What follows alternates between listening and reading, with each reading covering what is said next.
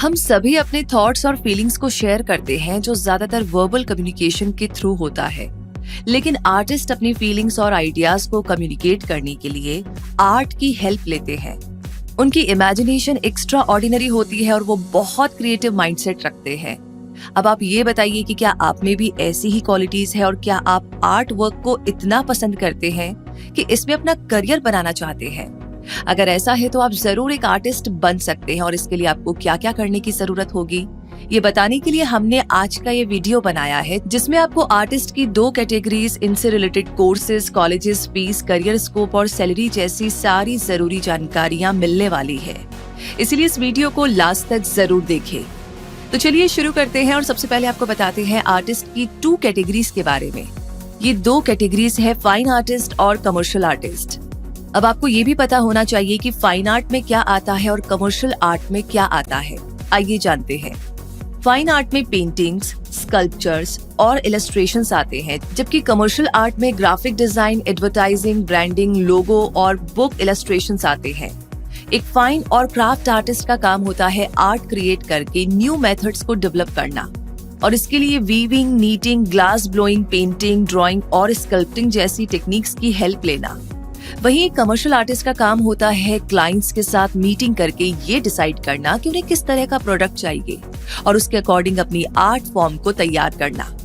Artist की 2 categories के बारे में बेसिक आइडिया लेने के बाद अब आगे जानते हैं आर्टिस्ट बनने के क्राइटेरिया के बारे में।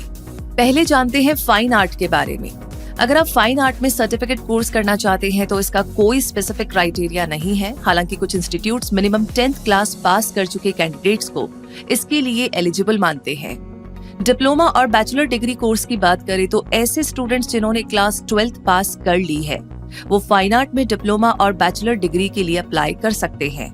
कुछ इंस्टीट्यूट्स पेंटिंग और ड्राइंग जैसी क्रिएटिव टेस्ट लेने के बाद इन कोर्सेज में एडमिशन देते हैं। पीजी, डिप्लोमा और मास्टर डिग्री कोर्स में एडमिशन लेने के लिए आपके पास फाइन आर्ट्स में बैचलर डिग्री होनी चाहिए। इनमें आपके मिनिमम 50% मार्क्स होने जरूरी है। इसके बाद कुछ कॉलेजेस मेरिट बेस पर तो कई कॉलेज रिटन टेस्ट के बेस पर एडमिशन देते हैं। तो फाइन आर्ट के क्राइटेरिया के बाद अब आगे जानते हैं कमर्शियल आर्ट का क्राइटेरिया क्या है। आप कमर्शियल आर्ट कोर्स में अपनी इन क्वालिफिकेशन के according certificate, diploma, bachelor degree course और पोस्ट ग्रेजुएट कोर्सेज में एडमिशन ले सकते हैं। अगर आपने 10th क्लास पास कर रखी हो, आपने किसी भी स्ट्रीम से 12th पास की हो, हालांकि आर्ट सब्जेक्ट को प्रेफरेंस दी जाती है, आपने आर्ट में डिप्लोमा या बैचलर डिग्री कंप्लीट कर ली हो, डिग्री कोर्सेज में एडमिशन के लिए एंट्रेंस टेस्ट भी कंडक्ट किए जाते हैं।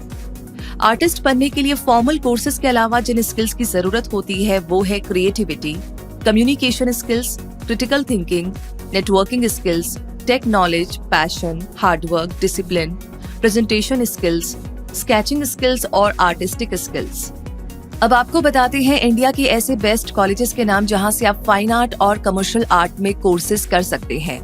School of music Mumbai, Natya institute of Kathak and choreography Bangalore, the Indian college of arts and draftsmanship Kolkata, government college of fine arts Thrissur, institute of fine arts Varanasi, Tansen Sangeet Mahavidyalaya Delhi, Bengal music college Kolkata, sir J institute of applied art Mumbai, Nims university Jaipur और Amity university Lucknow.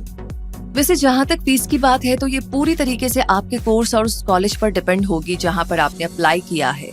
फिर भी अंदाजे के तौर पर आपको ये बता सकते हैं कि बैचलर ऑफ फाइन आर्ट्स की एवरेज कोर्स फीस 85,000 से 6 लाख रुपए तक हो सकती है और बीएफए कमर्शियल आर्ट्स की एवरेज कोर्स फीस 1 लाख रुपए तक हो सकती है। एक आर्टिस्ट के तौर पर आपको मिलने वाले जॉब ऑप्शंस की बात करें तो अपने कोर्स के अकॉर्डिंग आप इनमें से सूटेबल जॉब रोल चूज कर सकते हैं। Illustrators, cartoonist, graphic artist, art directors, jewellery artist, tattoo artist और स्कल्पचर्स। और एक आर्टिस्ट को मिलने वाले एम्प्लॉयमेंट सेक्टर्स के बारे में जाने तो आप बहुत से ऐसे एरियाज में काम कर सकते हैं जैसे art studios, publishing houses, freelance projects, advertising companies, photography, fashion houses, manufacturing firms, teaching, television, multinational companies और कॉर्पोरेट बिजनेसेस।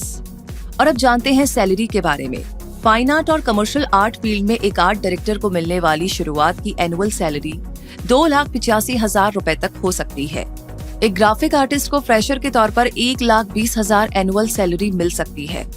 फोटोग्राफर को मिलने वाली स्टार्टिंग सैलरी 1,22,000 रुपए हो सकती है। जबकि एक इलस्ट्रेटर को मिलने वाली स्टार्टिंग सैलरी 1,20,000 रुपए हो सकती है। तो दोस्तों, ये सैलरी आपके अंदाजे के लिए है और एक फ्रेशर को मिलने वाली सैलरी है, लेकिन आपको ये भी पता होना चाहिए कि आर्ट फील्ड में सैलरी का अमाउंट कितना भी बढ़ सकता है और ये आपके टैलेंट पर बहुत हद तक डिपेंड करता है। इसीलिए टाइम के साथ अपडेटेड रहिए और अपने टैलेंट और स्किल्स को इतना शार्प कर लीजिए कि आपको किसी फिक्स लिमिटेड अमाउंट में बंद कर ना रहना पड़े। और अब तो टेक्नोलॉजी के एडवांसमेंट ने इस फील्ड में मिलने वाली अपॉर्चुनिटीज को काफी ज्यादा बढ़ा भी दिया है। ऐसे में आर्टिस्ट के वर्क को मिलने वाला अप्रिसिएशन भी इंक्रीज हुआ है और अपने आर्ट वर्क के लिए जनरेट की जाने वाली मनी भी काफी इंक्रीज हो रही है। इसलिए आप सिर्फ अपनी आर्ट के इम्प्रूवमेंट पर काम करते रहिए। और अब आगे आर्टिस्ट बनने के एडवांटेजेस की बात करें तो सबसे बड़ा प्लस पॉइंट तो यही है कि अक्सर एक आर्टिस्ट का फ्लेक्सिबल शेड्यूल होता है, क्योंकि ज्यादातर आर्टिस्ट सेल्फ एम्प्लॉयड होते हैं। और इस प्रोफेशन का डिसएडवांटेज ये है कि इसमें जॉब सिक्योरिटी की कमी रहती है और आर्ट फील्ड की जॉब्स में भी कंपटीशन काफी हाई रहता है। आर्टिस्ट बनने के लिए आपको स्किल्स और एक फॉर्मल कोर्स की जरूरत तो होगी ही, लेकिन अगर आप एक प्रोफेशनल आर्टिस्ट बनना चाहते हैं तो आपको इस फील्ड में खुद को एस्टेब्लिश करने के लिए और भी बहुत से इंपॉर्टेंट फैक्टर्स पर काम करना होगा। जैसे आपको अपनी आर्टिस्टिक स्किल्स को इम्प्रूव करने के लिए डेली प्रैक्टिस करनी होगी। अपनी आर्ट में आपको ऐसा यूनिक एलिमेंट शो करना होगा जो आर्ट लवर्स को अट्रैक्ट कर सके। प्रोफेशनल आर्टिस्ट बनने के लिए आपको अपना पोर्टफोलियो भी तैयार करना चाहिए।